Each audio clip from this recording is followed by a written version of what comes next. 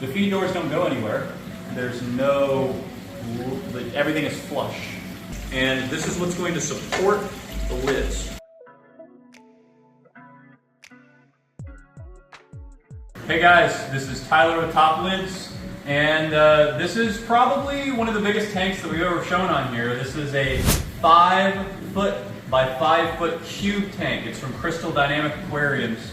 This tank is a beast, and we wanted to not only show you a custom lid project that we did for this tank to protect these angelfish, but also just go into a little bit more behind the scenes about this tank and how to set up a tank of this size if you want one. So to start with, what is the purpose of this tank? Well, this client has a lot of angelfish. He's an angelfish maniac. And we'll actually, I think, show you guys a couple other tanks that he has other than this one. This tank is an overflow tank, so he has so many angels, he just needed to put them somewhere. So they're pretty big, they're angelfish that are going to get pretty big, and you can't really see them now, but we're going to show some clips of the angelfish now. And he just needed a place to put them. He has a lot of nice rock in here. This is just some branch rock that he got. He kind of made this sort of structure onto the back. The thing with big tanks that we hear a lot is that you want to give plenty of space, because especially if you're going to have coral, they're going to grow massive if they have a lot of space. Also, the fish are going to grow pretty massive too. So that's a common mistake that we see whenever we're consulting on tank builds, is that people will just add too much rock and there's not enough room for anything else to grow. So he has plenty of space in here, especially up front. And a really cool thing about this tank, if you want to come in a little closer, I'll show you. So they're not hinged, they're actually magnetic doors. So they just stick on just like that, and then whenever you want to remove them, you just take it off just like that, right? So pretty nifty. It's on its 3-sided access. So I'll show you the controller board first. We are in Florida here, and obviously the biggest thing about this controller is the batteries, because battery goes out all the time here. There's always storm surges or just thunderstorms, and it'll mess with the electrical. So he has plenty of battery backups to keep all the systems running that are critical, like the power head pumps are one of the main things, and I'm sure he has 1 or 2 of them set up on the return pumps, so that everything can keep circulating when the power's out. So that's the first thing. You got Vortec pumps. There's some other stuff in here, but one thing about this tank that I thought was really interesting is that it's just really simple in terms of equipment. So I'm going to remove some more of these doors now. Just because you have a massive tank does not mean you have to have all the equipment in the world. You can really get away with just your basic equipment, buying really nice stuff and setting it up correctly, and you can run a tank of this nature. So this client has 4 Vectras from Ecotech, or excuse me, 3 Vectras from Ecotech. They're externally plumbed so that they're easy to access. And if we come to the other side of the tank, I'm going to show you the sump, which is actually one of the simplest sump setups that I've seen on any tank. So again, magnetic doors, and when I take this one off, first thing you guys will see is this giant honking skimmer. So this is an Octopus skimmer. This is from Reef Octopus. I don't even know what the size of it is, but it's a massive one. This is definitely something that the client spared no expense with, because the skimmer is necessary for any reef tank. And he also has a giant UV here, which is a UV sterilizer. And that's just so that the fish don't get sick. Because if a fish gets sick in this tank, the bigger the tank gets, the more potential money and fish you can lose, because you're going to have more fish in here that are more expensive. So things like UV sterilizers to keep the fish healthy, better quality food is also really important whenever you go up in tank size. And other than that, he's just using filter socks. There's no filter rollers, and there's not really much else here. It's a really simple setup, and then you just have the return pumps. So that was something cool, in that I thought that when I got here, there's going to be a big, giant monstrosity of equipment in here like you see online in other YouTube videos, but you don't need it. Right? You can get away without it. So now we're at the point of the tank that we care about at Top Lids, which is the top. So this tank was a little bit different.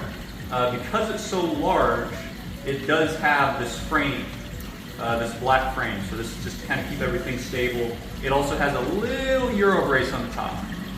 And this does a couple things. It stops splashing from inside the tank, and also it does give a nice little lip that the lid can sit on if there's a lid involved with the tank, which this one there is. So what we actually did is this client wanted the lid to sit up here on this black piece right here, and come up and stop right here so that it's flush across the top. He didn't want there to be different levels. He wanted it to be nice and flush on top. So when we put them on there, when we put them on here, then you'll see that. But the one thing about this tank and any large tanks that are over 4 foot long that we wanted to mention is that making even a really pristine custom lid that's made out of really thick polycarbonate material, if you get up over 4 foot long, it doesn't work. It still bows too much, even though it's polycarbonate. And whenever you take it off, it's going to bow around. So you have to cut it at about 3 to 4 feet, is usually our cutoff, where we're not going to make a single piece lid for this tank because it's 5 by 5 feet. So what do? Well, we got 5 foot this way and 5 foot that way. So what we did is we essentially cut some glass and we made a cross brace, right? And we're going to show you guys that now. We made a cross brace, and that's going to give a place for the lids to rest so that we can split them up into 4 sections, is what we did. So let me show you guys that now. So now we're on top of the tank and we got the Eurobrace up here. So this is the piece of glass that we made for this client and that we cut for him.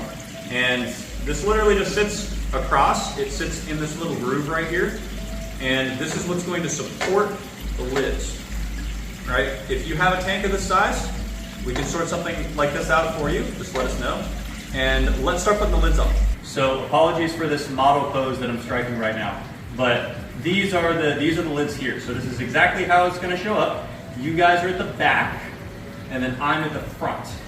So with this project, we decided to do 4 different lids so that they're easy to remove, because these lids are actually still pretty big in person when you put them on. They're about 2.5 feet this way and this way. So we wanted to split it up and make it really easy for the client if he has to access the tank, or if his maintenance guy accesses the tank. We wanted it to be super simple and not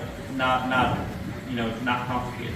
So the couple things here is that those at the back, they do not have any doors, but these ones up front do have doors that are just like this. You can take them off, the client can feed, he can stick his arm through here if he wants to and not move the lids, and then just put them back on again.